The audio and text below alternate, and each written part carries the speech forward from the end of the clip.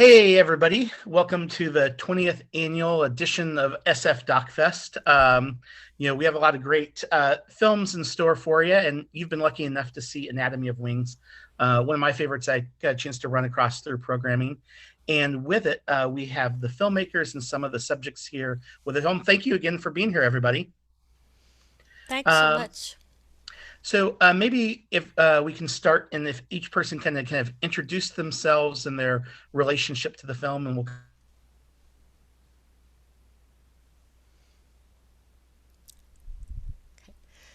Sure. Danisha, would you like to go first? Sure, I could go first. My name is Denisha Harris, and I am a cast member of the film Anatomy of Wings and also contributed music to the film. And Quandra? My name is Quandra Jones. I am lost my thought process. I'm sorry. I am a member of Anatomy of Wings. I'm a part of the film as well. Great. And Cammy? My name is Cami McCreef. I am a cast member of Anatomy of Wings and a videographer, I guess you would say. Would you like to go, Nakia? Hi, my name is Nikia, and I am one of the co-producers, co-directors, and mentors of the Anatomy of Wings family. Awesome. Well, thanks again for you being here.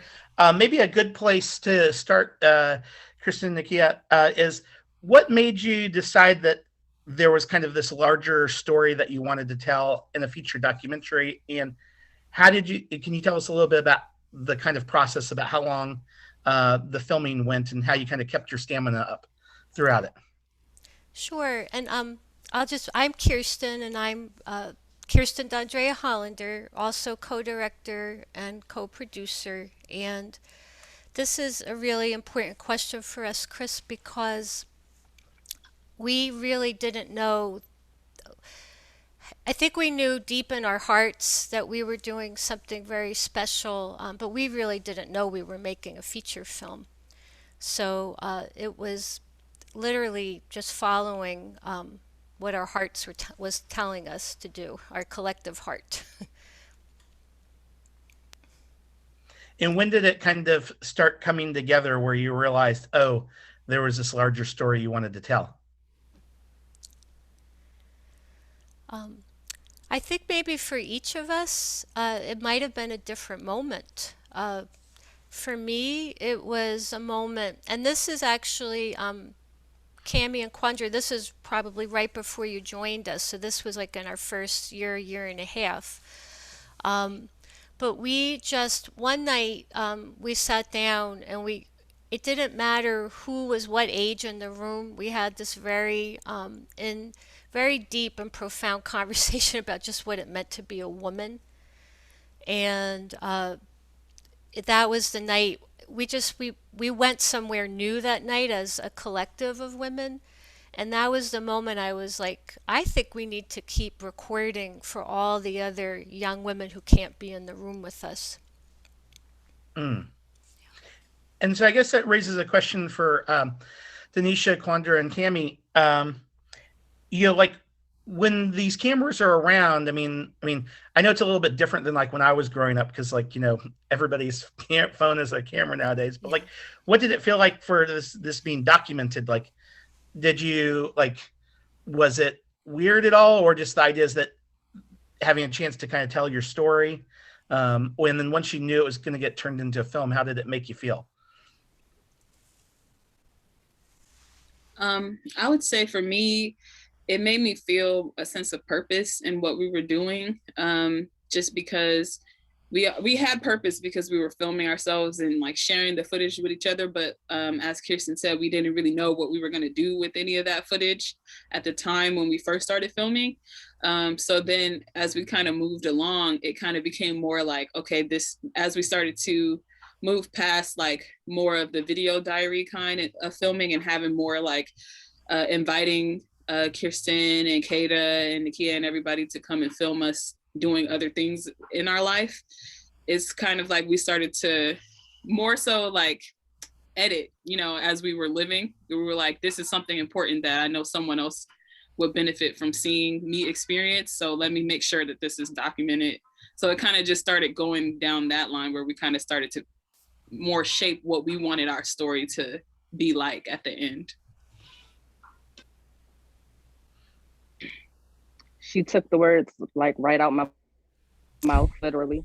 I mean, that's exactly how I felt at the moment when we were recording, right? Like, but now I feel like it's pure nostalgia, like just watching it and seeing me and seeing us and growing up and going through the experiences and knowing that we've grown from it and can show people that we've grown from it. I think that was something for me that touched really close. I completely agree with everything that Danisha and Cammy said, but for me, I was camera shy.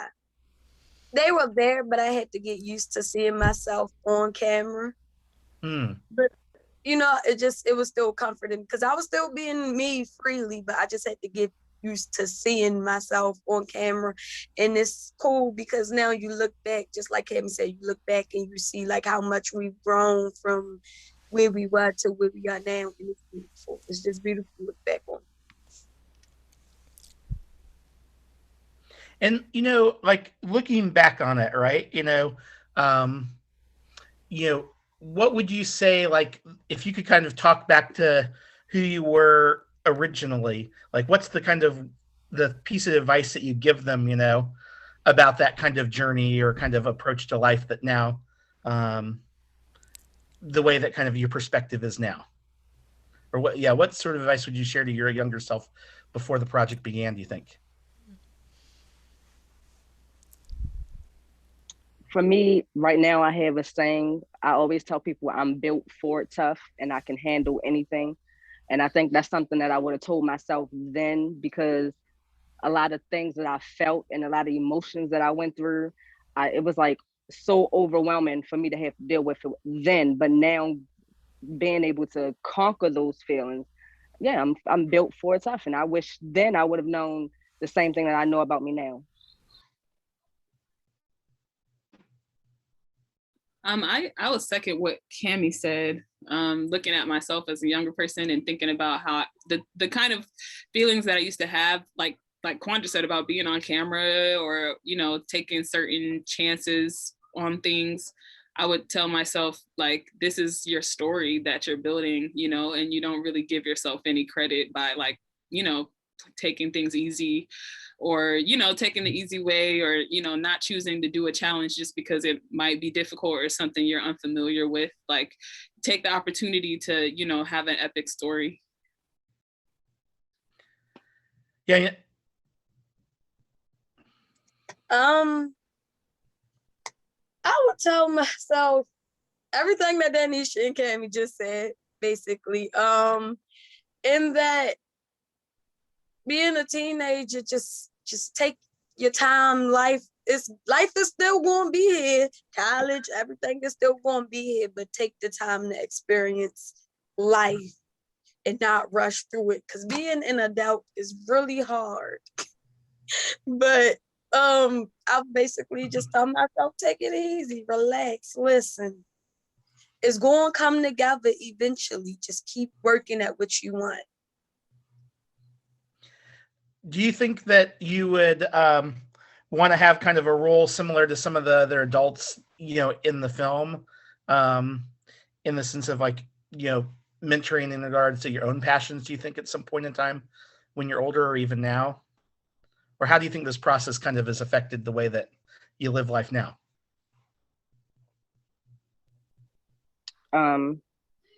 I think I already, in a sense, I'm kind of like a mentor. I mean, like I was telling them yesterday, I have a niece who's 13. She is all over social media, TikTok this and Instagram that and Boomerang this and, whatever these kids are doing these days, she's on it. But she also took the time to say, Aunt Cammy, I remember you telling me that your film is in a film festival. So can you show me how to get a ticket for it? And, she took her time out the day to watch the film. And I'm like, okay, well, maybe she is listening to me. Some of the me and her had really deep and in-depth conversations about what she's going through, because me and her the same sign, and a lot of things I can relate to as far as being a Scorpio and her being a Scorpio. So I just be like, girl, I feel you. But for her to be able to take the time out of her 13-year-old teenage day to be like, look, let's see what these old ladies talking about, even though we ain't old, but that's how she want to feel about it. Yeah, it was awesome. And for Kristen and Nakia, like as you were kind of working through all this footage, how did you kind of find the story? I mean, because I can imagine that, especially in this digital world, there was a lot of stuff to sift through. And so, how did you did you discover the story in the edit room, or because you kind of lived it over the years, it kind of gelled together? I think the story was always there in a way, because the story is just us, and us being together. But the story really started to gel in the editing. Of course, I'm learning that the editing room is where the story really happens. And we did a few community focus groups, and I think that also helped to shape the film in a way, because we did them privately, and we just had to make sure that we were telling the story authentically, and also just being clear about the space we were in with the girls. And I know for sure that on the editing table, or however you put it in, and also with those focus groups in mind, that's where the film really happened. And it kind of raises an interesting question. So often, like when people think about film, they think about like, okay, the director or producer, right? Like there's this kind of like an author in a book, like they're the person kind of telling the story. And it seems like with this film, it was like a little bit more collaborative, And so how did the kind of filmmaking team, how did you kind of work with everybody on screen so that they kind of help shape the story, but at the same time, obviously, that there's this kind of cohesive vision that you as a duo were kind of pulling together? How did that kind of collaboration work, and did it evolve over the course of the making of the film? Because obviously everybody was getting older too, I'm so glad you're asking this question, Chris, because we've been talking about it quite a lot. A part of our vision and mission is to actually try to move a little bit away from the idea of documentary subject and have everyone be a co-creator on the project. And not that there's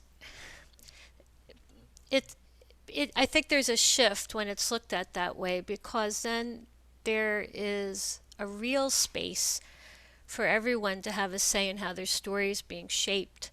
And we were just talking about this as a group yesterday, that was it possible to be completely democratic in the editing? Probably not, because you can't have 15 people sitting at the editor together.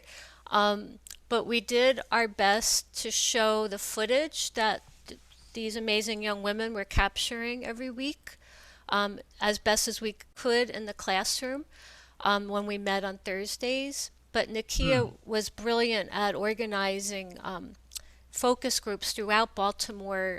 Every part of Baltimore, like every type of Baltimorean, was included in those focus groups. And I like to share this for other editors. If you can imagine 17 terabytes at 1080, not at 4K, but at 1080, that's how much footage we have, because all of us were filming together. And so what we did is we took all of that dialogue that we had together, we took all the focus group feedback, and we came up with a 6-hour rough cut. And then we passed it off to an editor, Trina Rodriguez, who doesn't know us personally, but we knew she would understand what we were up to. Yeah, so we could have those fresh eyes come in. And there's always stories that are kind of left on the editing room floor. Quandra and Denisha, was there any story that or scene that you saw that didn't make it into the final movie, but you understand why it's not in the final movie, but it kind of captures, something about life or that you just really enjoyed personally?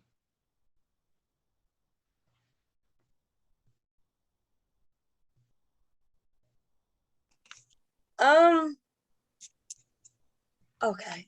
No, my son just walked in and then he just walked out.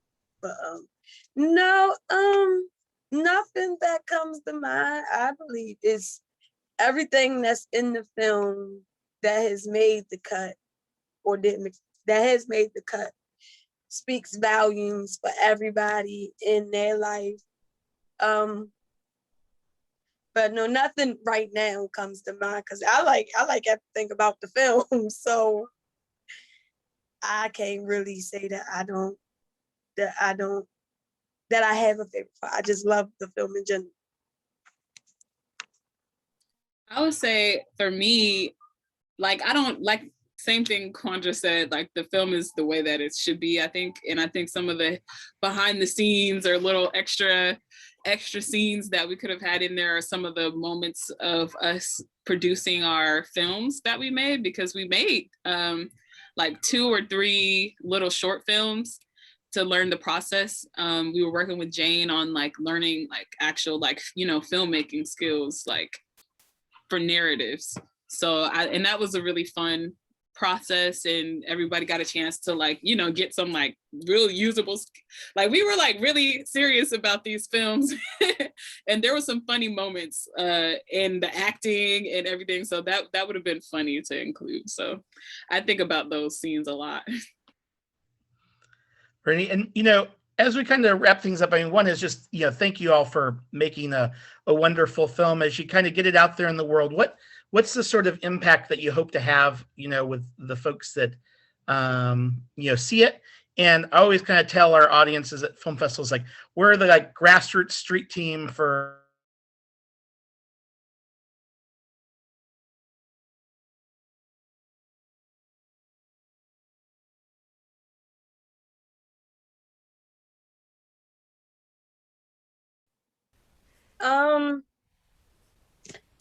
For me, the film, I hope because the film has so many different dynamics in it, and it's somebody in the film that anybody can relate to, whether it's Danisha's story, Cammie's story, Brittany's story, or mine's, whoever, out of everybody is somebody in the film that is very much relatable. So I hope the film, I hope everybody watching the film find somebody from the film that they can relate to, and it helps them, throughout their daily life and struggles. And know that it is going to be okay and they can make it through.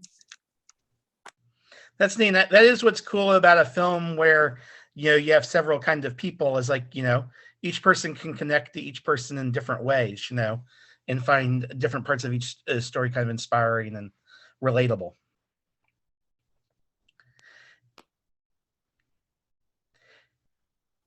I would second what Quandra said, and I would also say like that I hope that different community groups and institutions like colleges and universities that are centered in a lot of, segregated cities or urban areas where they could be reaching out to the community and, creating these spaces to connect with other human beings. I hope that they see a useful and efficient model to do that through the Wings film.